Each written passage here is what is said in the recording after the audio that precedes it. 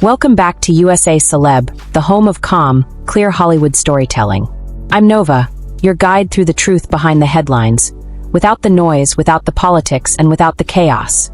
Today, we're taking a slow, steady walk into a Hollywood dispute that has surprised everyone watching it unfold. There are moments in this town when a single document or a single sentence changes everything. This is one of those moments. What started as a routine legal exchange suddenly opened the door to private messages, behind-the-scenes conversations, and a completely different picture of what was really happening between the teams connected to Justin Baldoni and Blake Lively. It all began on a day that should have been simple. Both sides were preparing to file major legal documents, requests asking the judge to decide certain issues before a trial could even begin. These filings are called summary judgments. Think of them like early decisions that can shape the entire path of a case. People close to the situation were waiting anxiously, knowing how much was riding on these submissions.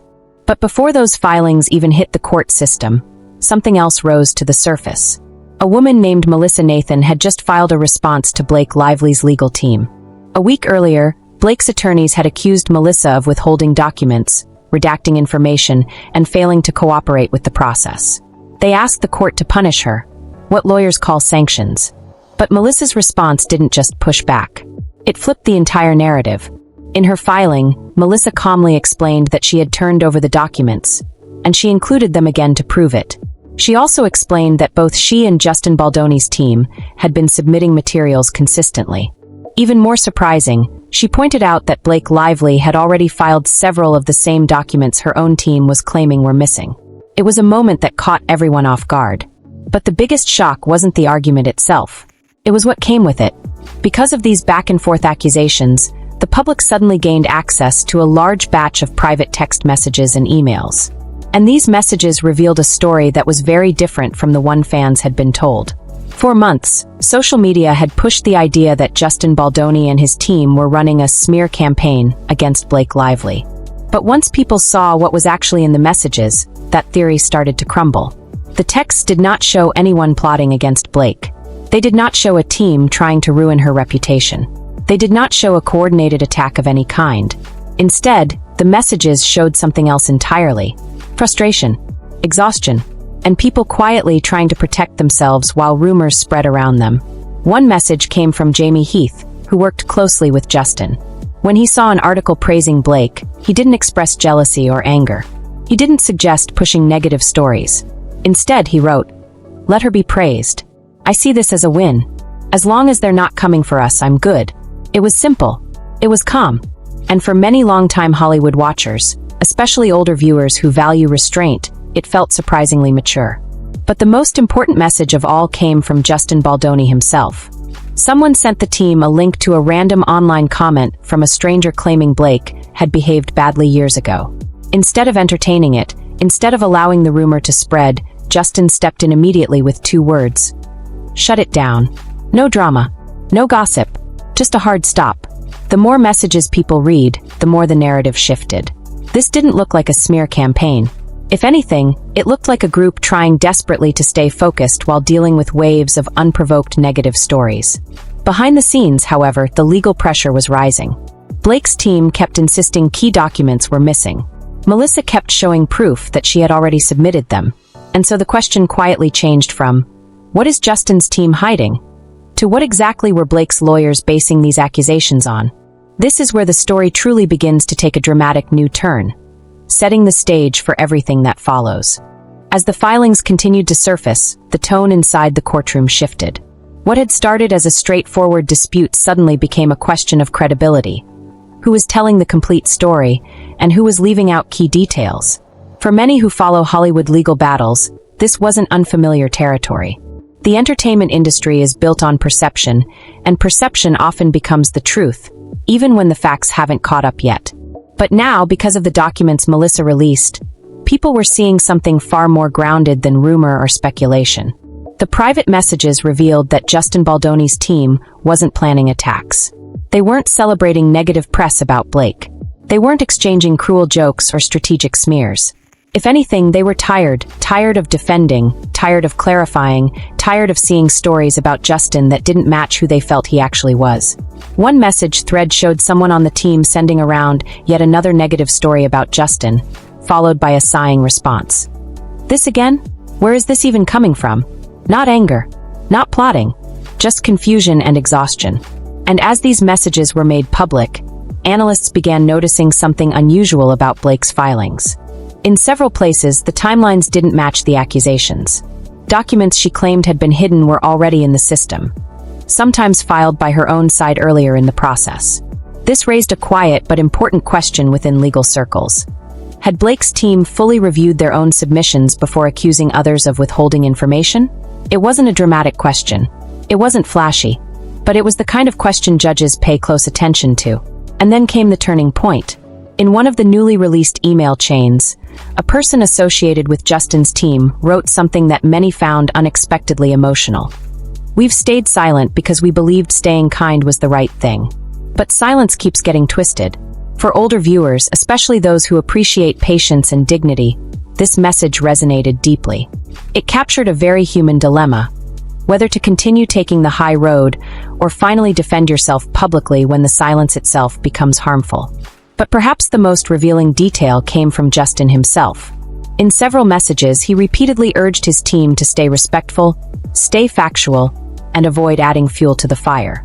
People who know him personally weren't surprised.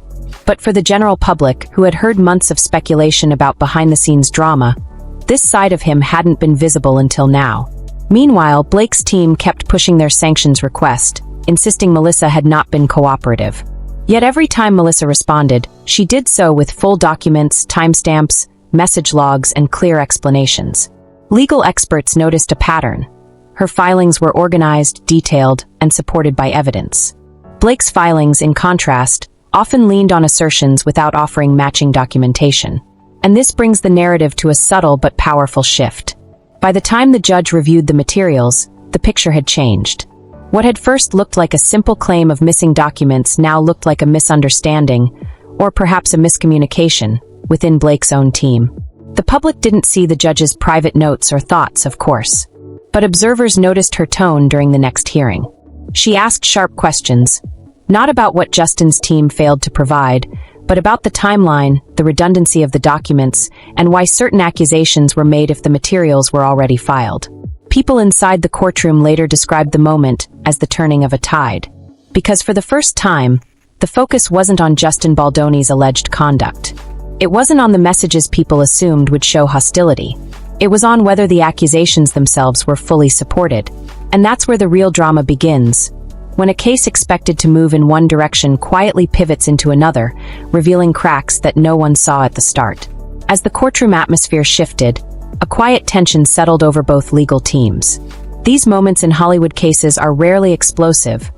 They're subtle, almost invisible to anyone outside the room. But those who have watched decades of celebrity disputes knew exactly what they were seeing: momentum changing direction. Blake Lively's attorneys, who initially appeared confident in their accusations, now faced growing questions about the foundation of their claims. And in legal battles, once the judge begins probing inconsistencies, it becomes harder to rely on broad allegations without precise evidence. That shift was especially clear when the judge asked one simple question. If these documents were already filed, what exactly are we arguing about? It wasn't confrontational. It wasn't dramatic. But it was the kind of question that instantly redirects the entire room. Observers said Blake's attorneys seemed caught off guard, not unprepared, but unexpectedly pressed to explain something they may not have anticipated having to defend. Meanwhile, Melissa Nathan's filings, which many had dismissed early on, were suddenly seen as thorough, organized, and consistent. But the most surprising change wasn't happening on the legal side. It was happening in public perception. Fans who had watched weeks of headlines about a supposed rivalry between Blake Lively and Justin Baldoni now had access to private messages showing something entirely different.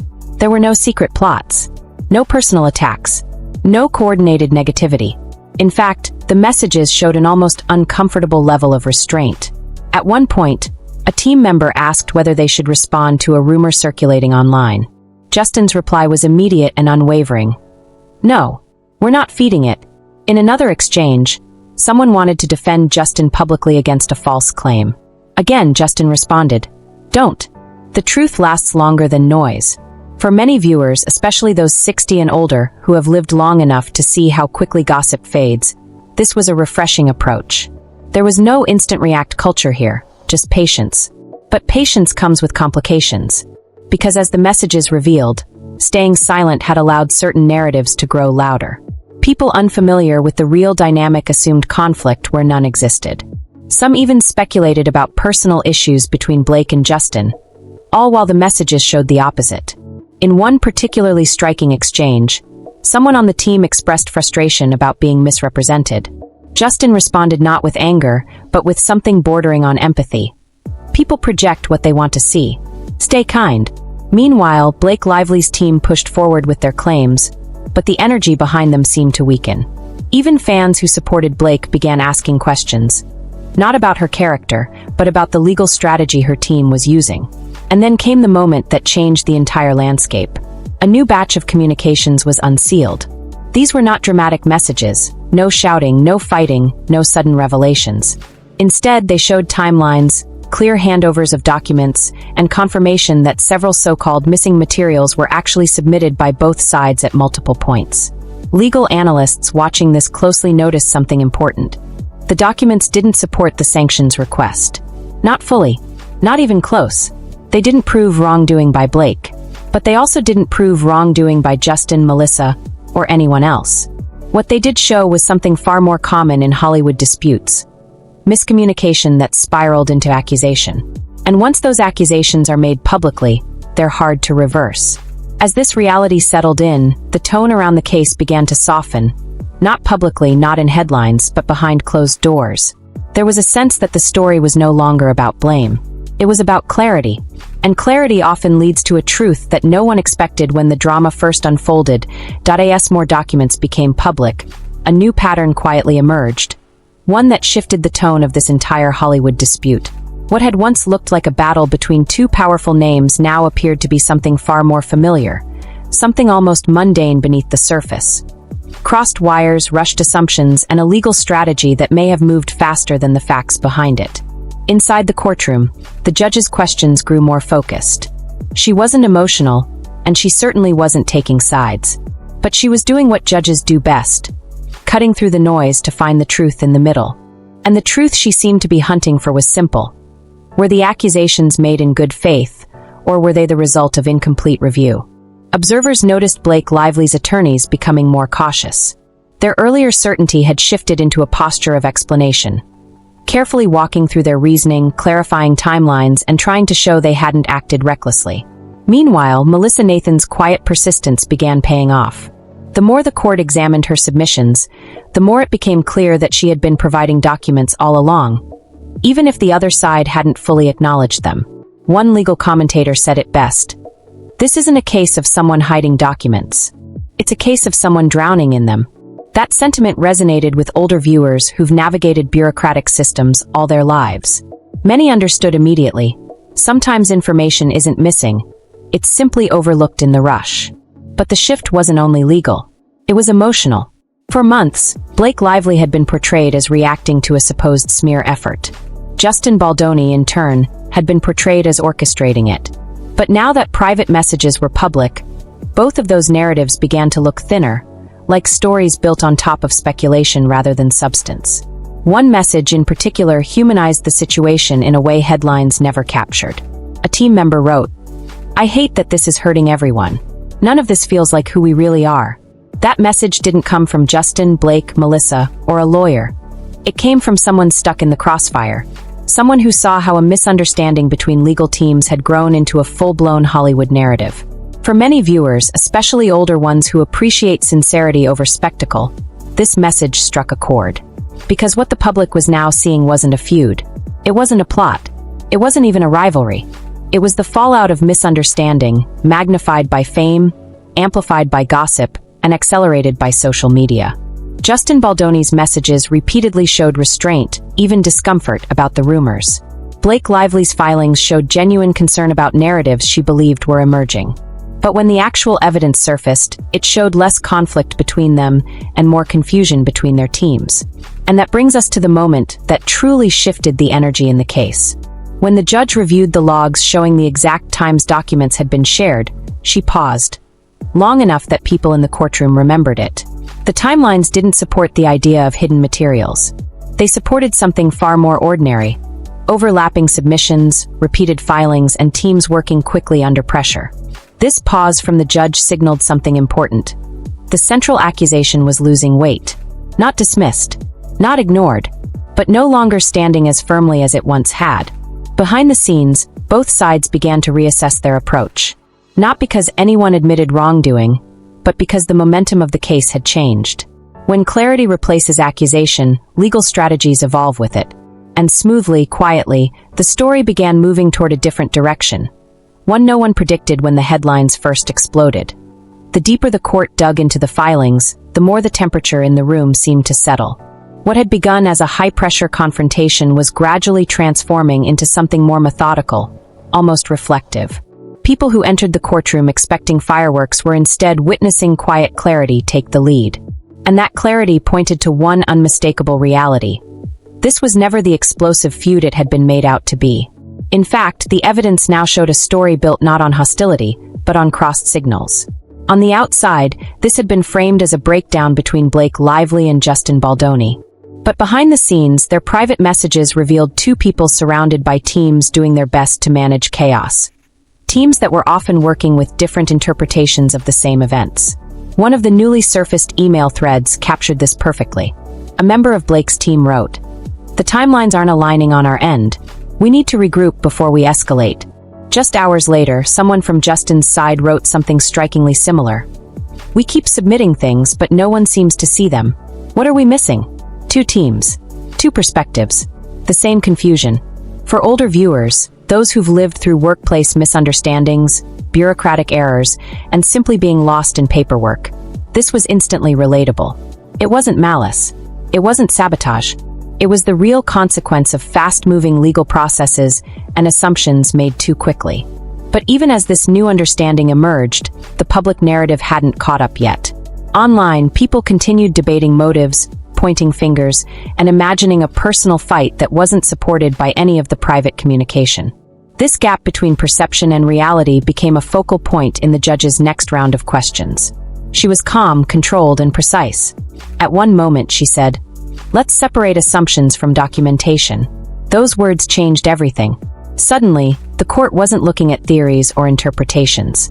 They were looking only at what was written, sent, shared, and time-stamped. And under that microscope, the once dramatic accusations began to look much softer, much less certain. Several documents Blake's team claimed were missing had, in fact, been submitted, resubmitted, and in some cases filed by Blake's own side. To be clear, none of this suggested dishonesty on Blake's part. But it did suggest that the picture she was working with may not have been complete. And the moment that truly underscored this shift came when the court reviewed one of Justin's messages that had initially been framed as suspicious. When read in full context, it wasn't suspicious at all. It revealed him trying to prevent escalation. "We're not fighting them. We're just showing what we have. Not plotting. Not provoking. Just clarifying." As these pieces came together, something noticeable began happening in the courtroom. The tension lifted. The edge softened. Even the attorneys, who had entered the process ready for a battle, appeared to sense that the foundation of the conflict was changing beneath their feet. What was once a dispute built on accusation was slowly becoming a case about misunderstanding, and how quickly it can spiral when people assume the worst. Behind the scenes, sources said both teams began communicating more directly, bypassing layers of assistants and coordinators who may have contributed to the confusion. Tone softened, emails grew clearer, and there seemed to be a shared, unspoken desire to bring the dispute back to a grounded, factual place. It wasn't reconciliation. Not yet. But it was the first real step toward truth replacing speculation. And soon, the court would receive a filing that shifted the landscape even further. One that neither side expected, and one that would reframe the entire narrative in a single document. As the day moved toward its final moments, there was a noticeable shift in the courtroom. The earlier tension, the kind that keeps everyone sitting forward in their chairs, began to dissolve into something steadier. People who had walked in expecting dramatic confrontations were now quietly absorbing a much more grounded truth. It became clear that the heart of this entire situation wasn't a battle of egos or a carefully crafted smear campaign. Instead, the evidence pointed to something far more human, far more common. A chain of misunderstandings that grew too fast for anyone to control. In the final hour, the judge reviewed a set of documents that had been causing confusion for weeks. These were the very records Blake's team believed they never received. Files they claimed were withheld, redacted, or mishandled. But when presented clearly in order and with proper dates attached, the picture looked very different. Some of the missing files had been filed twice, sent directly to multiple emails, and in one surprising case submitted by Blake's own legal team earlier in the year. The courtroom grew quiet as this became clear. People weren't shocked, they were processing. This wasn't about someone hiding evidence. This was about someone not knowing they already had it. One attorney, known for his sharp tone, even softened his voice as he acknowledged that the mix-up may have come from team turnover or miscommunication between departments. The judge nodded, not accusing, not scolding, simply recognizing the complexity of a high-profile legal process where hundreds of pages move back and forth every week. Then, in a moment that felt almost symbolic, Blake's attorneys requested a short pause. During that break, sources said the teams had a brief conversation. Short, professional, and surprisingly cordial. Not warm, but not adversarial either. Just two groups realizing that the dramatic narrative everyone expected wasn't actually supported by the paperwork. When the session resumed, the judge made a simple statement, one that wrapped the entire day in a bow. Facts are often quieter than assumptions. For an older audience, that line lands powerfully. It speaks to years of watching stories twist, change, and grow beyond their original shape. It reflects a lifetime of knowing that the loudest voices aren't always the most accurate ones. And it perfectly described what had happened here. The final filing of the day came from an unexpected direction and only strengthened the new understanding. It was a summary document confirming that certain accusations had relied on interpretations, not verified communication. Courts don't deal in interpretations, they deal in concrete evidence. And the evidence simply did not support the idea of a coordinated effort among Justin's team to damage Blake's reputation. If anything, the messages showed the opposite. People trying to stay calm, stay cautious, and avoid making a bad situation worse. As the session closed, the courtroom slowly emptied. Attorneys packed up their files. Paralegals stacked folders. Reporters quietly dictated notes into their phones. Even the judge's staff moved with a sense of quiet relief. There was no explosive finale. No dramatic outburst. No last-minute twist. Instead, the truth settled in a much more mature and reasonable way. This conflict wasn't personal. It was procedural. It wasn't hostile. It was messy. It wasn't malicious. It was misunderstood. And the more documents that came to light, the clearer the story became. For Blake, for Justin, for the teams around them, and for everyone watching from the outside, including all of you here on USA CELEB. It's a reminder that even in Hollywood, where everything is magnified and dramatized, the real answers often hide in the quiet details rather than the loud rumors. Nova closes the episode with a warm message to viewers. Thank you for staying with us through this complicated journey. Your patience, your curiosity, and your kindness matter more than you know. Stay tuned because the next chapter is coming soon, and we'll be right here to walk through it together, step by step. And with that, the day's story comes to a close.